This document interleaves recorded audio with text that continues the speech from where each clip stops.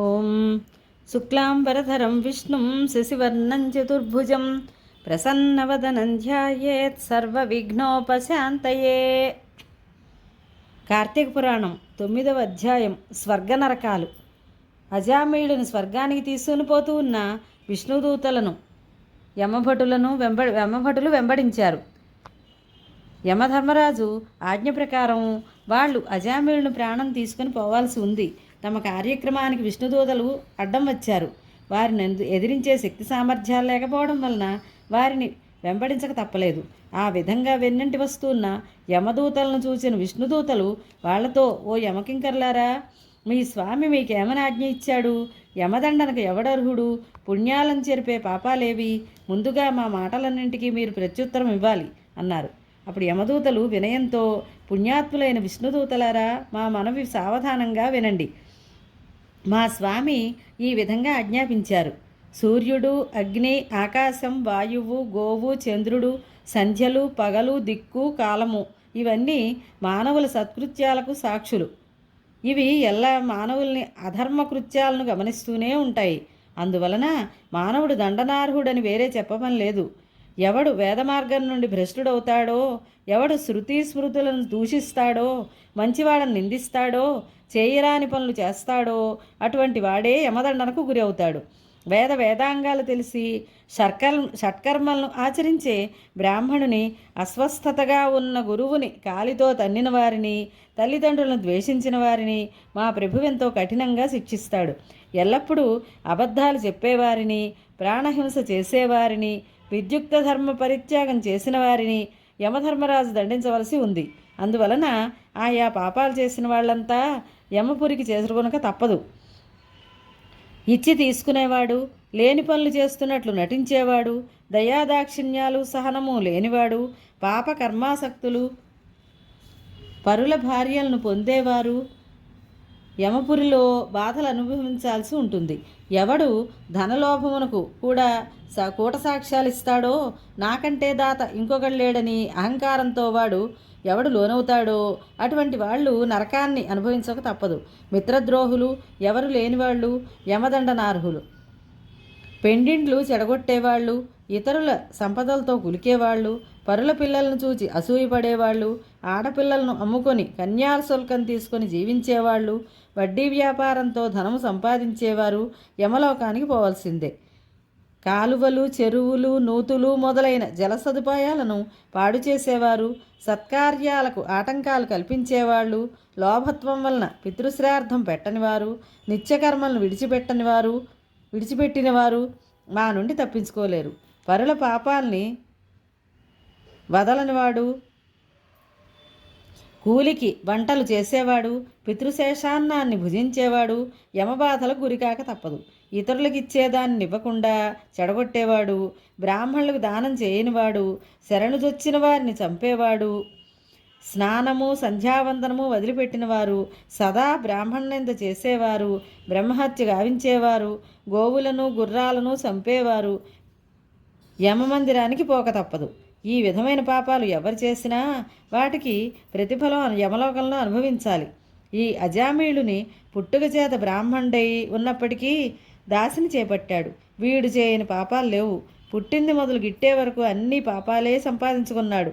ఇటువంటి పాపాత్ముడు విష్ణులోకానికి పోవడానికి అర్హుడు ఎలా అవుతాడు అని అడిగారు. యమదూతలు సందేహం విన్న విష్ణుదూతలు మందహాసంతో గంభీరంగా, మీరు ఈ చిన్న విషయాన్ని గమనించలేకపోయారు. దుష్ట సంగమాన్ని విడిచిపెట్టి సత్పురుషులను ఆశ్రయించినవాడు యమదండనకు లోబడడు. స్నాన సంధ్యాజపాలందు ఆసక్తి కలిగి అగ్నిహోత్రం వేలుపుతూ అన్ని భూతాలయందు దయకలవాడు యమాలయానికి పోవలసిన పని లేదు. పరబ్రహ్మయందు మనసు నిలిచి సత్యవ్రతుడై అసూయ మాని జపతపాలు చేసుకునే వాళ్లకు యమబాధలు ఉండవు. అన్నదానం చేస్తూ ఉండేవారు, ఎల్లప్పుడూ మంచినీళ్ళ దానం చేసేవారు, గోదానం, వృషభదానం చేసేవారు పాపాలు పోగొట్టుకున్న వాళ్ళు అవుతారు. పిల్లలకు విద్యాదానం చేసేవారు, భక్తితో పరోపకారం చేసేవారు యమలోకం పోవాల్సిన పని ఉండదు. భక్తితో విష్ణువును అర్చన చేసినప్పటికీ విష్ణు సన్నిధానంలో ఉత్తమ జపం చేసినప్పటికీ, భగవత్ప్రీతికై వివాహాలు ఉపనయనాలు చేయించినప్పటికీ సకల కలుషాలు పరిహారం అవడం వలన యమాలయానికి పోయే అవసరం కలగదు. త్రోవలందు బీదల కొరకు శరణాలయాలు సత్రములు కట్టించేవారు, అనాథ ప్రేత సంస్కారం చేసేవారు యముని బ్రోల చూడరు. ప్రతిదినము సాలగ్రామాలను పూజిస్తూ సాలగ్రామ తీర్థాన్ని పుచ్చుకుంటూ ఆ సాలగ్రామానికి నమస్కరిస్తూ ఉండే మానవులు పాపాలు పొందరు. నిత్యము మెడలో తులసిమాలలు ధరించి సాలగ్రామవాసి అయిన శ్రీమన్నారాయణ్ణి అర్చించే పుణ్యాత్ములు యమాజ్ఞలకు లోనుగారు. ఎవరి ఇంట తులసి ఉంటుందో, ఎవరి ఇంట హరికథాకాలక్షేపం జరుగుతూ ఉంటుందో, ఎవరు సదా గీతాపారాయణం చేస్తూ ఉంటారో వారు యమపురం ఛాయలకే పోరు. ఎవరి ఇంట భాగవతం ఉంటుందో, ఎవరి ఇంట భాగవతం పారాయణ చేయబడుతూ ఉంటుందో, ఆ భాగవతాన్ని పూజిస్తూ ఉంటారో వారు యమలోకం పోరు. శ్రీ సూర్యభగవానుడు తులారాశిలో ఉండు సమయంలో కానీ, మకర రాశిలో ఉన్నప్పుడు కానీ, మేషంలో ఉన్నప్పుడు కానీ స్నానం చేసేవారు అధోలోకాల పొంతకు పోరు. రుద్రాక్షమాలలు ధరించి జపం చేసేవారును దానపరులను ఎన్నటికీ యమలోకం చేరుకోరు. అచ్యుత, అనంత, గోవింద, కృష్ణ, నారాయణ, అవ్యయ అంటూ నిత్యం ఎవరు శ్రీమన్నారాయణ పూజిస్తారో వారు అధమలోకాలు పొందరు. ఎవరు మణికర్ణికా నదీ తీరాన హరినామస్మరణం చేస్తూ చనిపోతారో వారెన్ని పాపాలు చేసినప్పటికీ యమలోకం పోవాల్సిన పని ఉండదు. బంగారం దొంగిలించేవాడు, సురాపానం చేసేవాడు, మిత్రుని చంపినవాడు, బ్రహ్మహత్య చేసినవాడు, గురుకల్పాన్ని కోరినవాడు, స్త్రీలను, రాజును, గురువును చంపినవాడు, వీళ్ళేగాక మిగిలిన ఏ రకం పాపం చేసిన వాళ్ళైనా మరణకాలంలో భగవన్నామస్మరణ చేసినంతనే వారి పాపాలు పటాపంచలైపోతాయి. తెలిసి కానీ తెలియక కానీ భగవన్నామస్మరణం చేయటం వలన పాపాలు తొలగిపోయి పేరు కోసం కానీ, వేళాకోళంగా కానీ, ఇతరులు ఉపదేశించటకు మాత్రం కానీ పాపాలు తొలగిపోతాయని పెద్దలు చెప్తూ ఉంటారు.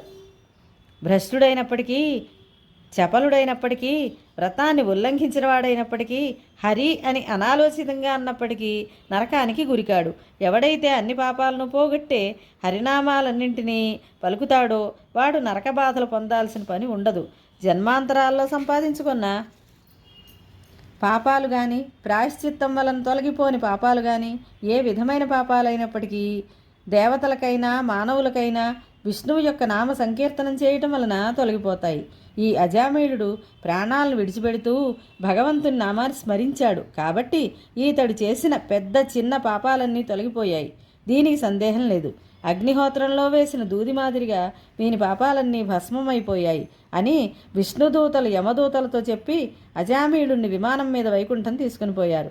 అజామీయుడు యమదూతలకు విష్ణుదూతలకు జరిగిన సంభాషణ అంతా విన్నాడు. ఆశ్చర్యానందాల్లో మునిగిపోయాడు.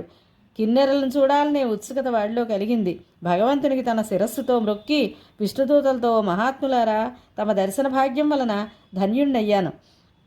నాపై మీ అనుగ్రహం కలిగింది. మహాపాపాత్ముడని నేను మీ అనుగ్రహం వలన అన్ని పాపాల నుండి విముక్తి పొందగలిగాను. మంచివారిచే నిందింపబడేది, పాపాలిచ్చేది అయిన మహానికృష్టమైన పనులు ఎంతో చేశాను.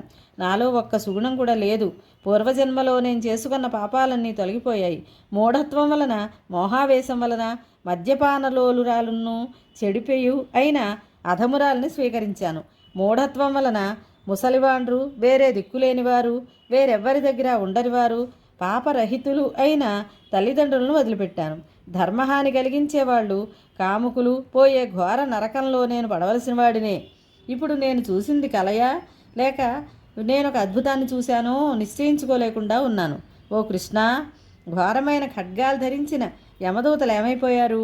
నేను ముందు జన్మలో ఏవైనా పుణ్యకార్యాలు చేసి ఉండాలి.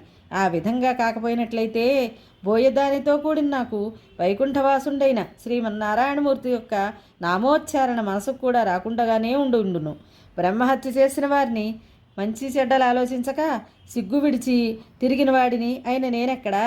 నారాయణ అనే మోక్షప్రదమైన భగవన్నామం ఎక్కడా?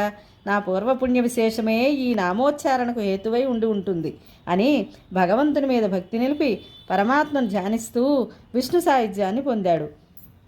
నారాయణ నామోచ్చారణ సృష్టి అంతటికీ రక్ష వంటిది. ఆ నామాన్ని మనస ధ్యాస స్మరణాలు చేసేవారెప్పుడూ ఎవరైనా పరమపదాన్ని పొందుతారు. ఇది శ్రీ స్కాంద పురాణాంతర్గత కార్తీక మహాత్మ్యమందలి 9వ అధ్యాయం సంపూర్ణం. స్వస్తి.